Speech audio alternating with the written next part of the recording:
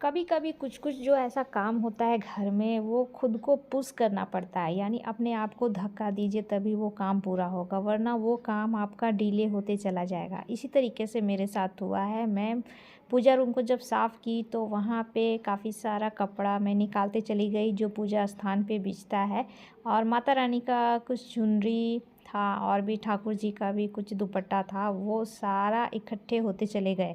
और मेरे को टाइम भी नहीं मिल पा रहा था, तो मैं डिले करते चली जा रही थी। इसलिए आज मैं सोची हूँ कि इन सभी को साफ़ एक साथ मैं कर डालूँगी, तो खुद को पुश करना पड़ता है।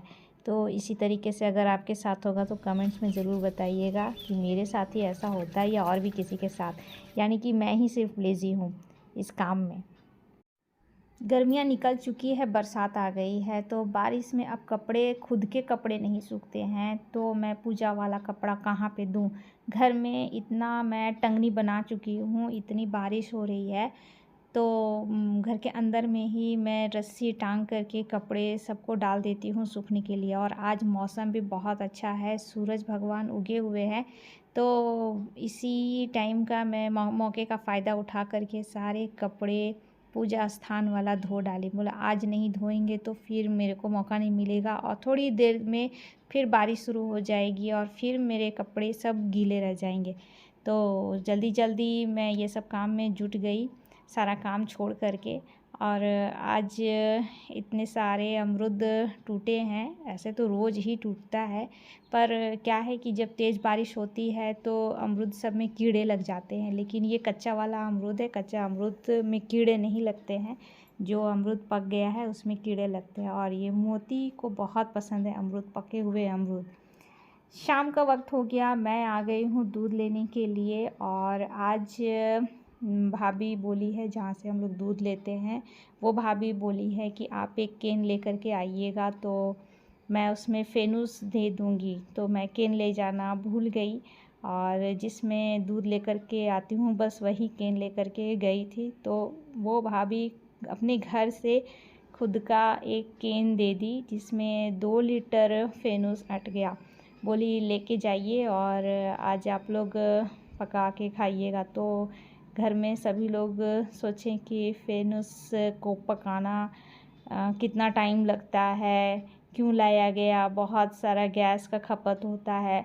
लेकिन ये तो बार बार आपको मिलेगा नहीं फेनूस, क्योंकि ग्वाला लोग का एक एक पर्सन बंधा हुआ है, आज उसको तो कल उसको, तो आज मेरी बारी आई तो मुझे मिल गए। और बहुत अच्छा लगता है फेनूस घर में पका के खाने में, एकदम मिठाई भी फेल हो जाती है। तो मुझे बहुत पसंद है फेनूस। मैं घर में पहले खाना वाना पका ली, रोटी सब्जी सब पका ली, उसके बाद कढ़ाई में फेनूस को डाल करके और चढ़ा दी। और धीरे धीरे पहले तो ये तेज़ आंच में इसे पकाया जाता है, फटा हुआ टाइप से लगेगा देखने में, लेकिन ये बहुत ही बढ़िया है, पनीर जैसा लगता है। धीरे धीरे फटते फटते ये एक सार हो जाता है, यानी कि जैसे कि दूध फट जा रहा है वैसा कुछ नहीं है, ये बहुत ही अच्छे तरीके से। इसमें लास्ट में आप चीनी डालिएगा या गुड़ डालिएगा, आपको जो अच्छा लगता है। तो मैं धीरे धीरे इसमें पकाते चली गई, उबाल जैसे जैसे आ रही थी, तो इसमें आपको कलछी जो है वो चलाते रहना है, वरना नीचे से सटने का डर रहता है। तो मेरी कढ़ाई थोड़ी पतली है, इसलिए मैं बार बार चला रही थी। नेक्स्ट डे मेरा संडे हो रहा था, तो जल्दी से मैं चना भी डाल ली, वरना पता चलता कि मैं ये सब काम करते करते भूल गई तो फिर बहुत टेंशन वाली बात हो जाएगी। तो सबसे पहले मैं चना को डाल करके साइड कर ली कि इस काम में फिर मेरा डिले ना हो। जल्दी से मैं चना को डाली और फिर अपनी सासू माँ को खाना देने के लिए रेडी हो गई। खाना सब मैं एक साथ सभी के लिए निकालती हूँ, सभी लोग एक साथ जब बैठ जाते हैं तो सभी को मैं एक साथ खाना दे देती हूँ। इधर मेरा फेनूस भी पानी जो था वो सूखते चला जा रहा है, और इसे हम लोग थांसना कहते हैं, थांसते रहो चलाते रहो, थांसते रहो चलाते रहो।